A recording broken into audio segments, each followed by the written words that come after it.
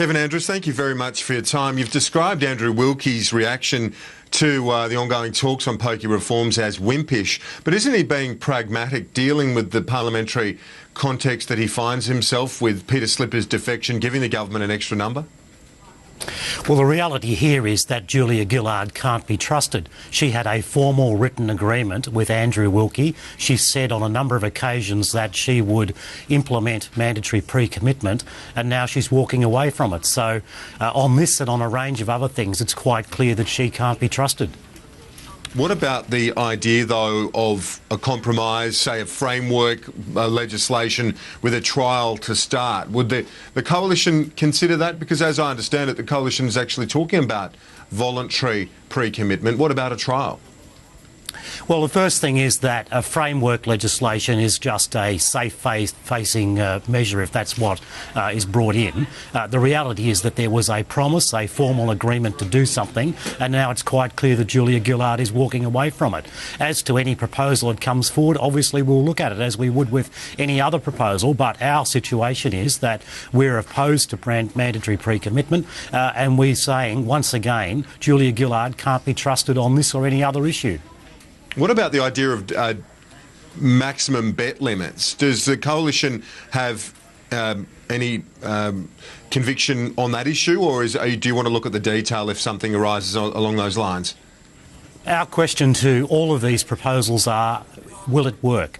At the moment, there is no evidence that it will work. If it simply means that people sit for hours and hours in front of a poker machine instead of less time, and it doesn't work and they still gamble, well, then that's not a sensible proposal. So that's the question we will ask, as we did about mandatory pre-commitment. And when we asked that question about mandatory pre-commitment, we came to the conclusion that it simply wouldn't work. This does, though, if you look at the politics of it, if it's pushed out beyond the next election, shelved, however you want to describe it, it does diffuse the politics of the situation, doesn't it?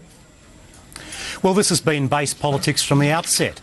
The reason Julia Gillard signed a formal agreement with Andrew Wilkie is because she wanted to be Prime Minister.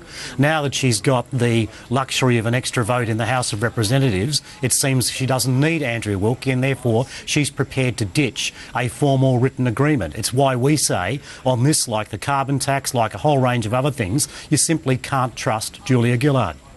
Can I ask you about one other issue? Your Liberal colleague Jamie Briggs this morning on AM Agenda said that the economy can't afford to continue to fund one sector of the economy and not others, that multinational car companies have threatened the Australian government and people and get large cheques for it. He doesn't believe that's right. What's your view on the ongoing subsidies?